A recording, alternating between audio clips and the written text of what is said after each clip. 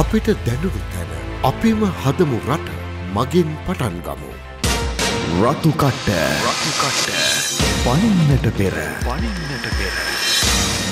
ඔබතුමීලාගේ පක්ෂ නායකයා ඇතුළු කණ්ඩායම ඉන්දියාවට ගියේ මොන පදනමකින්? නැත්නම් ඉන්දියා රජයේ ආරාධනාවක් මත ගියාද? නැත්නම් පක්ෂයේ විසින් කළ එල්ලීමකටද ගියේ? ඉන්දියාව රජයෙන් කරපු ආරාධනාව. ඉතින් අපි පිළිඅරගෙන ගියා. පදනම කියන්නේ ආරාධනාවක් ආවම හම්බ වෙන්න කියලා. ඉතින් අපි නොයා ඉන්න හේතුවක් නැහැනේ.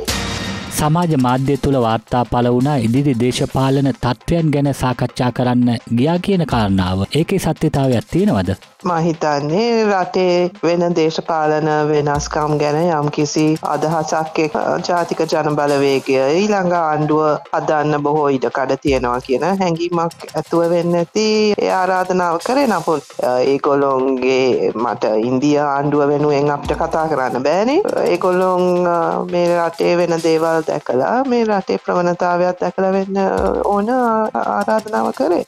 මේ සංචාරය ඔබතුමීලාගේ ඉදිරි දේශපාලන ගමනට පිටුවහලක් වෙයි කියලා ඔබතුමිය විශ්වාස කරනවද?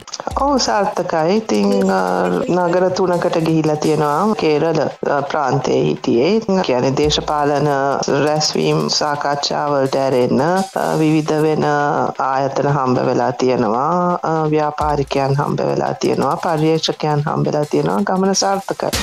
ඇතම් දේශපාලන පක්ෂවල නියෝජිතයින් නම් මේ ඉන්දිය සංචාරය ගැන විවේචනාත්මකව අදහස් පළ කළා. ඒගොල්ලෝ ඉතින් මොනවා හරි කතා කියන්න එපා. ඉතින් ඒගොල්ලෝ කරන කතා වලට අපි කලබල වෙන්න ඕනේ. මොකද අපිට වෙන්න පුළුවන් බලපෑම. අපිට විරුද්ධව වාග් ප්‍රහාර එල්ල වෙලා තියෙනවා. ඉතින් ඒවයින් අපි කලබල වෙන්න ඕනේ. පසුගිය කාලේ නම් ඉන්දියාව ගැන ජාතික ජන බලවේගයේ විවේචනාත්මකව තමයි අදහස් පළ කළේ. එකපාරම ඉන්දියාව හොඳ වෙන්න මොකක් හරි කාරණාවක් බලපෑවද? ඉතින් මොකද්ද ප්‍රශ්නේ එතන? රටට අවාසිදායක මොකක් හරි දෙයක් වෙනවා නම් අපිට විවේචනය කරන්න පුළුවන්. හැබැයි මේ විවේචනය කරා කියලා අපිට ඕන එක සාකච්ඡා කිරීමට නොහැකියාවක් නැහැ. අපි මේ විවේචන උන්ට ඊට කලින් අපේ තියෙන අපේ ප්‍රශ්න අපි උන්ට ඉදිරිපත් කරලා තියෙනවා. මේ ඉන්දියාව එක ගනුදෙනු කරන පළවෙනි වතාව නෙවෙයිනේ අපි කමිෂන් එක ඇම්බැසඩර් එක නිරන්තරයෙන් හම්බ වෙනවා සාකච්ඡා කරනවා. එතකොට අපිට ඕන් පිළිබඳ තියෙන ප්‍රශ්නත් ඕන්ට අපි තියෙන පිළිබඳ ප්‍රශ්නත් අපි විවෘතව කතා කරලා තියෙනවා. ඉතින් මේකෙදී එක විශේෂයෙන් මතු කරන්නේ මොකද කියන එක ඒ දේශපාලන කුහකත්වය නිසා කරනවා ඇරෙන්න ඒක අලුත් දෙයක්. ඒක මොකක්වත් විශේෂ දෙයක් නෙවෙයි. පක්ෂයේ ඉදිරි දේශපාලන තත්ත්වය කොහමද? ඉදිරි මැතිවරණයන් සඳහා පක්ෂයක් හැටියට ඔබතුමීලා සූදානම් වෙනවද?